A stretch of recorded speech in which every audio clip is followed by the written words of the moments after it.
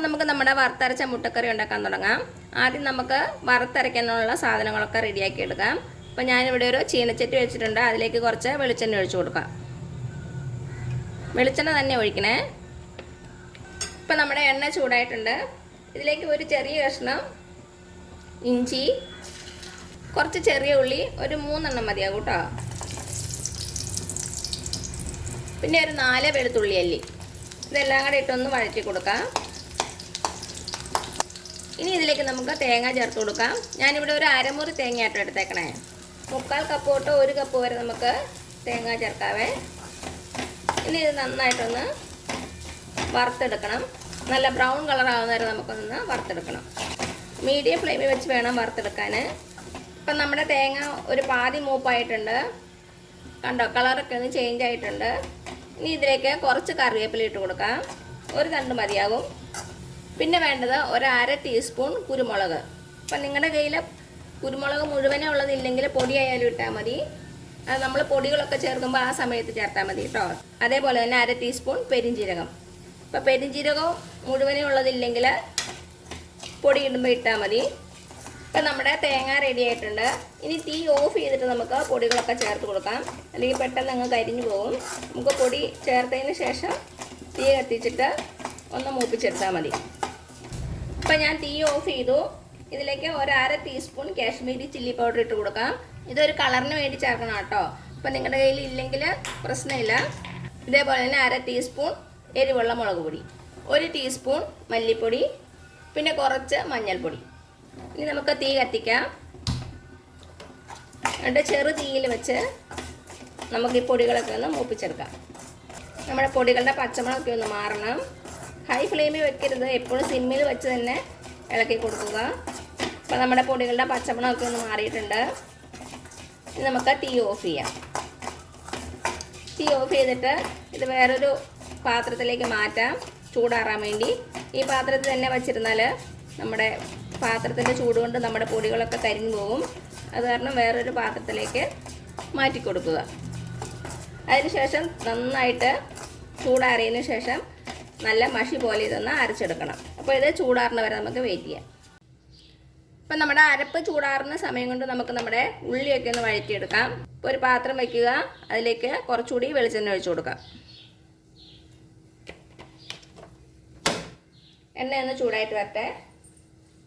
ഇപ്പം നമ്മുടെ എണ്ണ ചൂടായിട്ടുണ്ട്. ഇതിലേക്ക് ഒരു 1/2 ടീസ്പൂൺ കടുക് ഇട്ട് കൊടുക്കാം. പിന്നെ 2 വറ്റൽമുളക്, കുറച്ച് കറിവേപ്പില. ഇനി ഇതിലേക്ക് നമുക്ക് 2 സവാള ഇട്ട് കൊടുക്കണം, ചെറുതായിട്ട് കട്ട് ചെയ്തത്. ഇനി ഇത് നന്നായിട്ടൊന്ന് വഴറ്റിയെടുക്കാം. നമുക്കിതിലേക്ക് കുറച്ച് ഉപ്പ് ഇട്ട് കൊടുക്കാം. അപ്പോൾ പെട്ടെന്ന് അങ്ങ് വഴന്ന് കിട്ടും. ഒരു ഗോൾഡൻ കളറാകുന്ന വരെ നമുക്ക് വഴറ്റി കൊടുക്കണേ. ഇപ്പം നമ്മുടെ സവാള ഓൾമോസ്റ്റ് റെഡി ആയിട്ടുണ്ട്. ഇനി ഇതിലേക്ക് 2 ചെറിയ തക്കാളി ചെറുതായിട്ട് അരിഞ്ഞത് ഇട്ട് കൊടുക്കാം. രണ്ടും കൂടി നന്നായിട്ട് മിക്സ് ചെയ്ത് കൊടുക്കുക. നമ്മുടെ തക്കാളി സവാളയുടെ കൂടെ കിടന്ന് നന്നായിട്ടൊന്ന് വഴന്ന് വരണം. തക്കാളി നന്നായിട്ട് വെന്ത് ഉടയണം, അതാണ് പരുവം. ഇപ്പം നമ്മുടെ തക്കാളിയും സവാളയും നന്നായിട്ട് വെന്തുടഞ്ഞിട്ടുണ്ട്. രണ്ടും കൂടി നന്നായിട്ടൊന്ന് യോജിച്ച് വന്നിട്ടുണ്ട്. നമ്മുടെ അരപ്പ് ചേർത്ത് കൊടുക്കാം. നമ്മുടെ തേങ്ങ നന്നായിട്ട് ചൂടാറിയതിന് ശേഷം ഞാൻ ഫസ്റ്റ് മിക്സി ബൗളിലിട്ടൊന്ന് നന്നായിട്ട് പൊടിച്ചെടുത്തു. അതിനുശേഷം കുറച്ച് വെള്ളം ഒഴിച്ച് നന്നായിട്ട് അരച്ചെടുത്താണ്.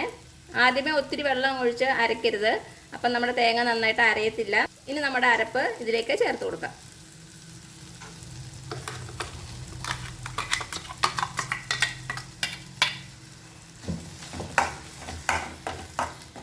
നന്നായിട്ടൊന്ന് മിക്സ് ചെയ്ത് കൊടുക്കുക. ഇനി നമുക്കിതിലേക്ക് ആവശ്യത്തിന് വെള്ളം ഒഴിച്ച് കൊടുക്കാം. നമ്മുടെ മിക്സി ബൗളിലേക്ക് തന്നെ വെള്ളം എടുക്കുക. അപ്പോൾ അതിലിരിക്കുന്ന അരപ്പും കൂടെ നമുക്ക് വേസ്റ്റ് ആവാതെ കിട്ടും. ഒരു 2-2.5 കപ്പ് വെള്ളം ഒഴിച്ച് കൊടുക്കാം. ഞാൻ ആവശ്യത്തിന് വെള്ളം ഒഴിച്ച് കൊടുത്തിട്ടുണ്ട്. ഒരു 2.5 കപ്പോളം ഒഴിച്ചു. ഇനി ഇത് നന്നായിട്ടൊന്ന് തിളച്ച് വരണം. ഗ്രേവി ഒന്ന് തിളച്ച് വന്നിട്ടുണ്ട്. ഇനി ഇതിലേക്ക് ആവശ്യത്തിന് ഉപ്പിട്ട് കൊടുക്കാം. നമ്മൾ നേരത്തെ സവാള വഴറ്റിയപ്പോൾ കുറച്ച് ഉപ്പിട്ടിട്ടുണ്ടായിരുന്നു, അത് ഓർത്ത് ഉപ്പിടണേ. ഉപ്പ് അതിയായി പോകരുത്. ഇനി നമ്മുടെ ഗ്രേവി ചെറു തീയിൽ വെച്ച് ഒരു 10-15 മിനിറ്റ് തിളപ്പിക്കാം. നമ്മുടെ ഗ്രേവി ഒന്ന് കുറുകി വരണം. അപ്പോൾ തന്നെ നമുക്ക് നമ്മുടെ മുട്ടക്കറി നല്ല അടിപൊളി ടേസ്റ്റിൽ വരുള്ളൂ. ഹൈ ഫ്ലെയിമിൽ വെക്കരുത്, അപ്പോൾ പെട്ടെന്ന് അങ്ങ് നമ്മുടെ ഗ്രേവി വറ്റിപ്പോവും. ചെറു തീയിൽ വെച്ച് ഒരു 15 മിനിറ്റ്. അപ്പോഴേക്കും നമ്മുടെ ഗ്രേവി നന്നായിട്ടൊന്ന് കുറുകിയിട്ടുണ്ടാവും. അതിനുശേഷം നമുക്ക് മുട്ട ചേർത്ത് കൊടുക്കാം. ഇപ്പം എന്താ ഒരു 15 മിനിറ്റ് ആയിട്ടുണ്ട്. നമ്മുടെ കറിയൊക്കെ ഒന്ന് കുറുകി വന്നിട്ടുണ്ട്, എണ്ണ തെളിഞ്ഞ് വന്നിട്ടുണ്ട്. ഉപ്പൊക്കെ ഒന്ന് ചെക്ക് ചെയ്ത് നോക്കുക. കുറവാണെങ്കിൽ ഈ സമയത്ത് ഇട്ട് കൊടുക്കാം. ഇനി ഇതിലേക്ക് നമുക്ക് മുട്ട ചേർത്ത് കൊടുക്കാം. ഞാനിവിടെ ഒരു 4 മുട്ടയാണ് എടുത്തേക്കണത്. അപ്പം നിങ്ങൾക്ക് ഇത് മുഴുവനെ ഇടണമെങ്കിൽ ഇടാം കേട്ടോ. ഞാൻ 2ആയിട്ട് കട്ട് ചെയ്താണ് ഇട്ടേക്കണത്. നമുക്കിനി മുട്ട ഇതിലേക്ക് ചേർത്ത് കൊടുക്കാം.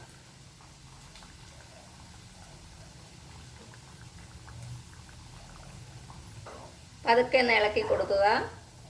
ഇനി ഒരു 3-4 മിനിറ്റ് നമ്മുടെ മുട്ടയും നമ്മുടെ ഗ്രേവി എല്ലാം കൂടി നന്നായിട്ടൊന്ന് തിളച്ച് വരണം. തീ ചെറുതീയിൽ തന്നെ വെക്കണം. ഒരു 3-4 മിനിറ്റ് മതിയാവും. അപ്പോഴേക്കും നമ്മുടെ മുട്ടയും നമ്മുടെ ഗ്രേവി എല്ലാം കൂടെ നന്നായിട്ടൊന്ന് യോജിച്ച് വന്നിട്ടുണ്ടാവും. ഇപ്പോൾ ഒരു 4 മിനിറ്റ് കൂടെ നമുക്ക് വെയിറ്റ് ചെയ്യാം. ഇപ്പോൾ ഒരു 3-4 മിനിറ്റ് ആയിട്ടുണ്ട്. നമ്മുടെ മുട്ടയും ഗ്രേവി എല്ലാം കൂടെ നന്നായിട്ടൊന്ന് യോജിച്ച് വന്നിട്ടുണ്ട്. അപ്പോൾ ഇത്രയും മതിയാകും കേട്ടോ.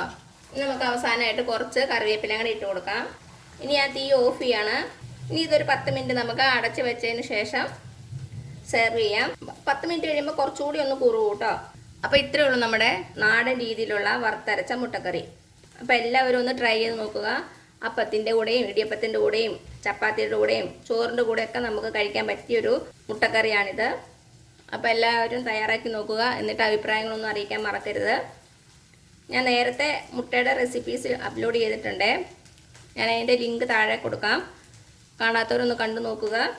അപ്പോൾ ഈ വീഡിയോ ഇഷ്ടമാണെങ്കിൽ സബ്സ്ക്രൈബ് ചെയ്യാൻ മറക്കരുത്. അതേപോലെ തന്നെ ലൈക്ക് ചെയ്യാനും ഷെയർ ചെയ്യാനും.